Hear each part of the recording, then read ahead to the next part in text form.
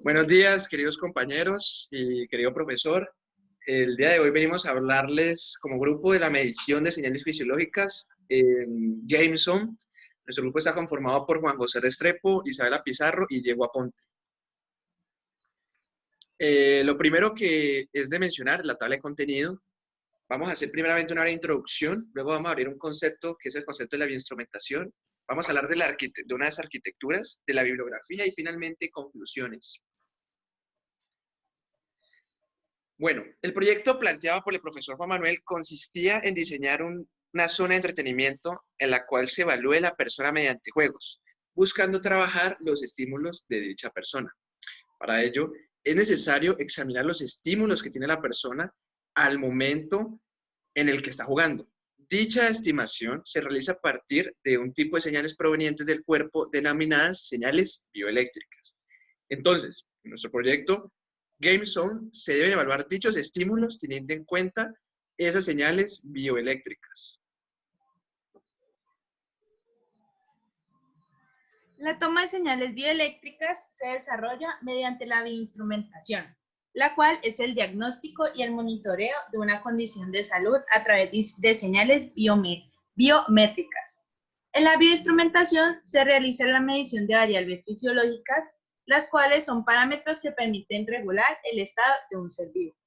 Estas señales pueden ser la temperatura del cuerpo, actividad del corazón, la presión arterial y el flujo respiratorio. Esas señales se pueden manifestar en el cuerpo a través de distintas formas, entre las cuales están la corriente y potenciales eléctricos, movimientos mecánicos, flujo y la presión hidroeléctrica, la variación de la temperatura y las reacciones químicas. Un sistema de bioinstrumentación se compone de 5 etapas, en la cual la primera es la señal analógica, en la cual se tienen las variables fisiológicas que se pueden ver como señales bioeléctricas, las cuales son captadas por un transductor. Seguida a esta se encuentra el filtrado de señales, que después de captar las señales se debe pasar por un proceso de filtrado para así obtener mejor los valores de frecuencias deseados. Para ello se realiza un filtrado de pasabajos o un filtrado de pasabandas, dependiendo de lo que se busca. Si se desea mayor claridad, se pueden realizar filtrados basados en softwares. Después tenemos la amplificación, que ya cuenta con que es cuando la señal ya cuenta con muy baja amplitud. Más adelante vamos a hacer énfasis en esta etapa. Después tenemos la conversión, que se convierten esas señales analógicas en señales digitales para que sean procesados por un procesador o un microcontrolador. Y finalmente tenemos el procesamiento de las señales, que se debe realizar el procesamiento de los datos obteniendo las señales. Por otro lado, existen 4 aspectos importantes en la bioinstrumentación, que son el monitoreo, el diagnóstico, el control y la evaluación final.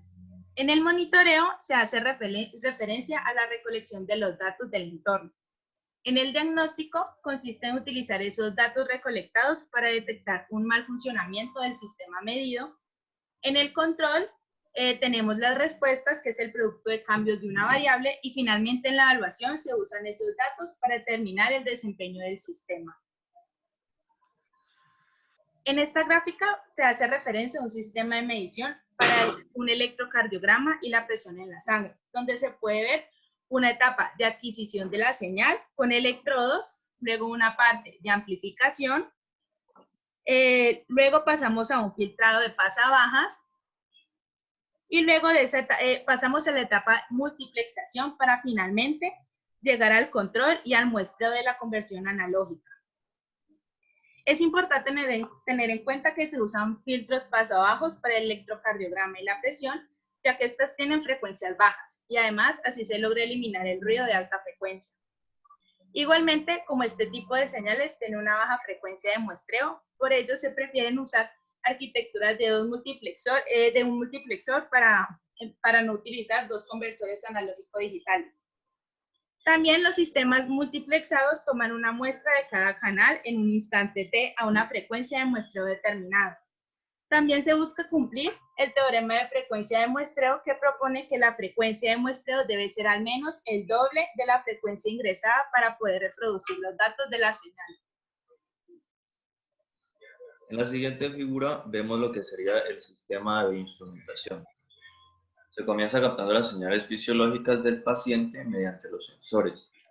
Aquí en este bloque los sensores junto a los transductores convierten estas señales fisiológicas en señales eléctricas. Estas señales eléctricas van a un procesador, el cual maneja los datos, máximo, mínimo, detecta cambios en la frecuencia, y esta señal procesada pasa a ser mostrada o almacenada. Otro camino que también puede tomar la señal procesada es ir a un controlador en el cual habrá una retroalimentación al paciente, dependiendo si el sistema es de lazo abierto o de lazo cerrado. En cuanto a los potenciales bioeléctricos, para realizar el monitoreo del paciente se tienen que tener en cuenta los potenciales bioeléctricos. ¿Pero qué son los potenciales bioeléctricos? Los potenciales bioeléctricos son campos eléctricos asociados a la actividad electroquímica de las células.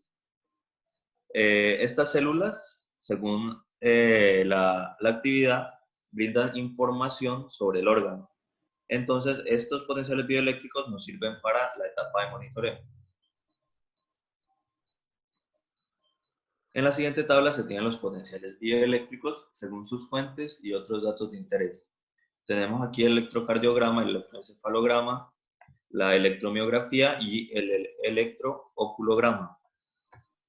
Aquí vemos la amplitud de cada uno y vemos que la amplitud del electrocardiograma y la amplitud de la electromiografía están en el orden de los milivoltios, mientras que los otros están en el orden de los microvoltios. Eso nos da una pista sobre lo que va a ser el diseño del amplificador, si va a tener una ganancia moderada o una alta ganancia. Para los que están en milivoltios se supone que debería ser una ganancia moderada y los que están en microvoltios una alta ganancia. Vemos que también hay diferentes rangos en el ancho de banda y la fuente de error más común es la alimentación, que está en corriente alterna y que usualmente es de 50 o a 60 Hz. Bueno, ahora es importante mencionar qué dispositivo se puede usar para la adquisición de estos potenciales. Entre los dispositivos que se pueden usar tenemos el electrodo. Entonces, el electrodo son dispositivos capaces de convertir potenciales iónicos del cuerpo a potenciales eléctricos. Hay dos tipos de electrodos. Pueden darse los electrodos superficiales que se colocan en la piel, o puede haber electrodos invasivos, que son aquellos que se pueden insertar en la corteza cerebral de la persona para tener mayor precisión. En la diapositiva podemos ver más o menos cómo debe ser el posicionamiento de electrodos en la piel para poder tener una correcta adquisición de esas señales bioeléctricas. Tenemos que se debe tener un electrodo de referencia y se puede tener un electrodo de medición A, ¿sí? Para esas señales, un potencial, o podemos tener dos electrodos de medición, un electrodo de medición A y un electrodo de medición B, en donde lo que se tendría es la diferencia de potencial entre esos dos electrodos. En la medición de estas señales bioeléctricas se pueden llegar a encontrar ciertos problemas, ¿cierto? Los cuales vamos a mencionar a continuación. Primero, se puede tener un difícil acceso a la variable a medir. Podemos encontrar que sea una variación de los datos debido al ruido, el problema de los sistemas fisiológicos y cómo interactúan entre sí, el efecto del transductor en la medida debido al autocalentamiento, que induce a la vez un error en la respuesta, el ruido ocasionado por la señal AC, que sucede es que cuando tenemos este tipo de señales a cierta frecuencia, generalmente estos sistemas se alimentan con corriente alterna, y esta corriente alterna funciona alrededor de una frecuencia de 50-60 Hz. O sea, esta frecuencia puede impartir error en la señal de medida que nosotros deseamos obtener. Tenemos también la limitación de la energía y el cambio en la resistencia corporal, debido a que esto depende de la conductividad y a su vez esto depende de los potenciales que se van a obtener con los electrodos y con los diferentes sensores que se pueden usar para medir las señales y potenciales bioeléctricos. En cuanto a lo que hemos mencionado, se necesitan tener unos parámetros en cuenta que van a ser como cierto tipo de requerimientos para el diseño de arquitecturas que nos sirvan para la medición de este tipo de señales. Tenemos que tener en cuenta 4 factores: factores de señal, factores ambientales, factores médicos y factores económicos. En cuanto a la señal, debemos tener en cuenta la sensibilidad, la exactitud, la linealidad y la precisión que queremos que tenga nuestro sistema. En cuanto a los factores ambientales, debemos tener en cuenta el SNR, la relación señal-ruido, la temperatura, la humedad, el tamaño y el montaje. En cuanto a los factores médicos, tenemos que tener en cuenta los factores invasivos y no invasivos. Invasivo es el tipo de electrodos superficiales que se pueden colocar encima de la piel, y los invasivos son aquellos que se insertan en la corteza cerebral, y los no invasivos son aquellos que se pueden colocar en la corteza de la piel. Tenemos que tener en cuenta también el confort, y en cuanto a lo económico, el costo y la disponibilidad. En los sistemas de medición biomédicos se debe tener cierto tipo de seguridad eléctrica, ya que la corriente eléctrica puede afectar la piel de 2 formas: aumentando la temperatura por la energía concentrada y la aparición de potenciales electroquímicos que se presentan por la presencia de impulsos de energía por los nervios. Acá en esta diapositiva podemos encontrar una imagen que muestra de distintos valores de corriente y el impacto que hay en el cuerpo en una persona, en donde encontramos el umbral de percepción, que es a los 500 microamperios, el nivel de seguridad aceptable, que es a 5 miliamperios, la pérdida de control motor a los 12 miliamperios, el dolor y la fatiga y lesiones físicas, que es a los 100 miliamperios, la fibrilación ventricular a 1 amperio, y finalmente tenemos acá la contracción sostenida del músculo cárdico, a los 10 amperios. Y de ahí en adelante vamos a presentar quemaduras y lesiones varias.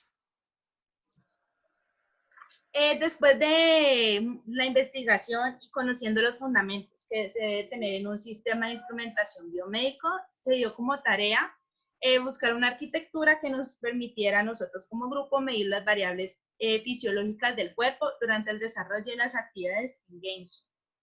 Y así llegamos a Vitalino, que es un kit eléctrico formado por varios módulos individuales, individuales que permiten recolectar datos biomédicos. Acá podemos ver el símbolo y acá podemos ver el kit, que está conformado por una batería, los electrodos, unos módulos que más adelante se van a nombrar y se van a explicar, y diferentes componentes más. Nosotros escogimos esta arquitectura ya que se encuentra en los laboratorios de electrónica de la universidad, con lo cual como grupo se podría hacer uso de ellos para su implementación en el proyecto. Pasamos a la parte de la placa principal. Vitalino se compone de una placa principal, la cual es el centro de operación del dispositivo. Entre sus características está que tiene 4 entradas de 10 bits analógicas, 2 entradas analógicas de 6 bits, una salida analógica de 8 bits, 2 entradas digitales de 1 bit y 2 salidas digitales de 1 bit. Los sensores con los que cuenta son el electromiógrafo, el electrocardiograma, la actividad electrodérmica, el electroencefalograma, un acelerómetro, un sensor de luz y un botón.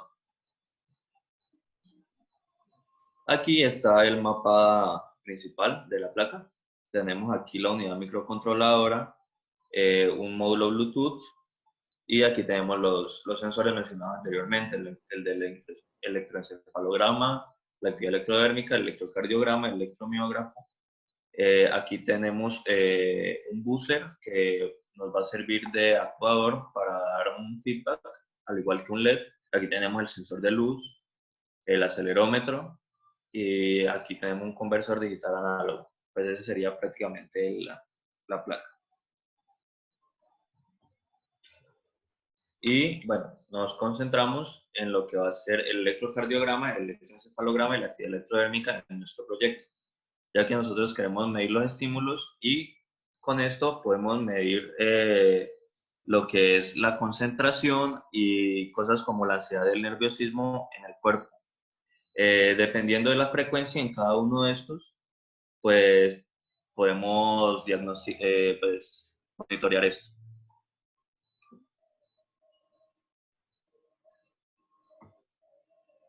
Bueno, entonces primeramente podemos hablar del electrocardiograma. Ustedes pueden ver en la diapositiva que este sensor, bueno, podemos ver las diferentes dimensiones y los distintos pines que aparecen ahí. En la siguiente imagen, ustedes pueden ver. Es importante mencionar, miren la ganancia que es de 1100.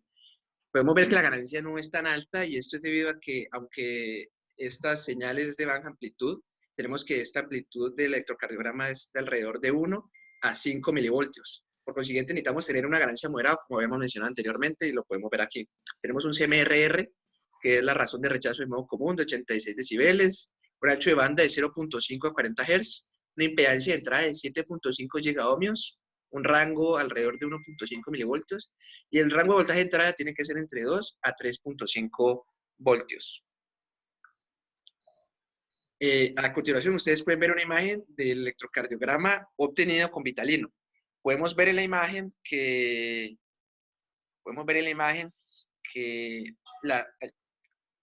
la señal se trabaja en el orden de milivoltios en torno a su amplitud y podemos distinguir más o menos la frecuencia en la que se maneja. Otra señal elegida por nosotros como grupo por interés en nuestro proyecto fue el encefalograma. Podemos ver que el encefalograma ya pasamos a una ganancia de 4000, mayor que el electrocardiograma, y esto es porque esta señal está en el orden de microvoltios, ya no es en milivoltios sino en microvoltios, por consiguiente necesita una mayor ganancia. Tenemos un mayor CMRR ya de 100 decibeles, eso ayuda bastante para poder la captación de estas señales. Tenemos un ancho de banda de 0.8 a 48 Hz, una impedancia de entrada de 100 gigaohmios, un rango de 41.25 microvoltios y un rango de voltaje de entrada de 1.8 a 5.5 voltios.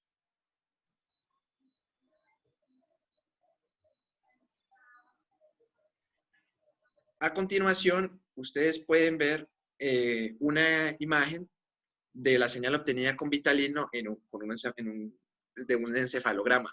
Podemos ver que la amplitud ya se maneja en torno a los microvoltios y que tiene una mayor frecuencia. Las señales que se pueden medir en un electroencefalograma se clasifican según la frecuencia que éstas presentan. Acá las podemos ver y estas se clasifican en, la primera que podemos encontrar es alfa, que es de 7.5 a 12 Hz. Ahí presentamos gran amplitud, estados mentales de calma y relajación. La siguiente es es beta, que va de 13.30 Hz, de 13 a 30 Hz, con una amplia amplitud de frecuencia, pensamientos profundos y concentración. Se presenta en la parte central y frontal de la cabeza. Tenemos teta, que va de 3.7 a 7.5 Hz. Acá presentamos pensamientos creativos y una meditación profunda. Tenemos gamma, que se da para mayores de 30 Hz y se presenta cuando tenemos funciones motoras simultáneas. Y finalmente tenemos la delta, que va de 0.5 a 3.5 Hz. Y ahí tenemos sueño profundo y estado de coma mental. Como nosotros buscamos evaluar la concentración de la persona, en cuanto a la parte cognitiva, nos vamos a enfocar en las señales beta. También es importante tener en cuenta que las señales del cerebro es un proceso muy complejo, en la cual para tener mejores resultados se necesitarán otro tipo de electrodos o incluso insertar electrodos en la corteza cerebral. Vitalino, al ser una arquitectura experimental, no nos va a brindar resultados muy exactos a lo que esperaríamos. Pero como nosotros buscamos enfocarnos en las señales beta, colocaríamos los electrodos en la parte central y frontal de la cabeza. En la actividad electrodérmica podemos ver que tenemos un ancho de banda de 0 a 2.8 Hz, una impedancia de entrada de 100 gigaohmios, un rango de 0.25 microS, donde ese sería la conductividad, y tenemos un rango de voltaje de entrada de 1.8 a 5.5 voltios. Este sistema consiste en medir la conductividad de la persona, o también se puede ver como la medición del cambio de la resistencia en la piel que va a tener la persona. En esta diapositiva podemos ver una señal que se obtiene al medir. Entonces acá podemos verla. Bien, en cuanto a la parte de procesamiento de señales de Vitalino, ¿Cómo se procesan estas señales? ¿Cómo funciona esta parte? Para ello tenemos un video en la siguiente diapositiva.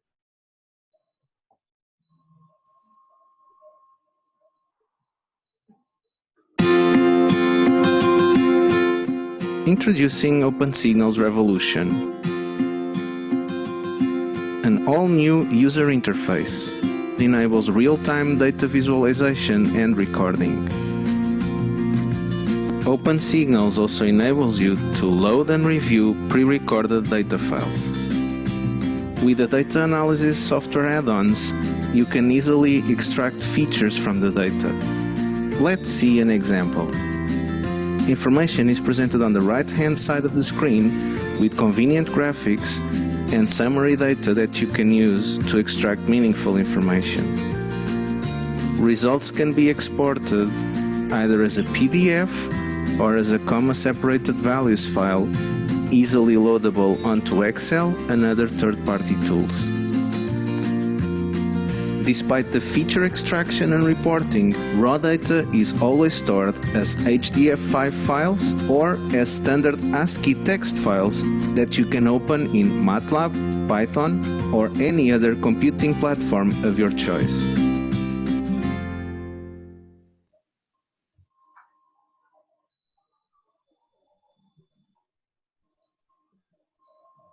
Bueno, ya viendo el video previamente visto, podemos pasar a la parte, bueno, ya sabemos cómo se van a procesar estos datos que salen de este key electrónico. Entonces, tenemos la persona, la cual se le da la adquisición de estas señales, el key electrónico, y ahora tenemos una aplicación, ¿cierto?, conocida como OpenSignals, desarrollada por Vitalino, la cual nos permite procesar esas señales que salen de dicho key electrónico, dado diferentes tipos de módulos usados, ¿cierto? En esta aplicación nosotros podemos hallar los distintos tipos de características, extraer lo que necesitamos, amplitud, frecuencia, etcétera, que sea de nuestro interés. Entonces, esta aplicación, esta app, es de gran ayuda para esa parte.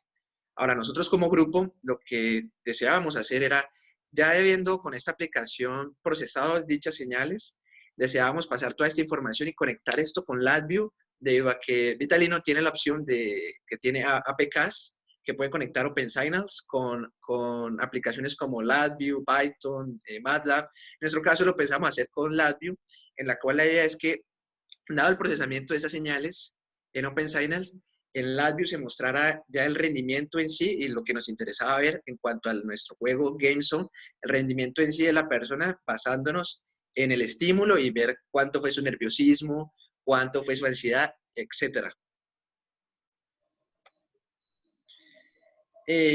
Como grupo tenemos distintas conclusiones, entre las cuales la primera es decir que Vitalino es una gran opción para el propósito que tenemos en el proyecto.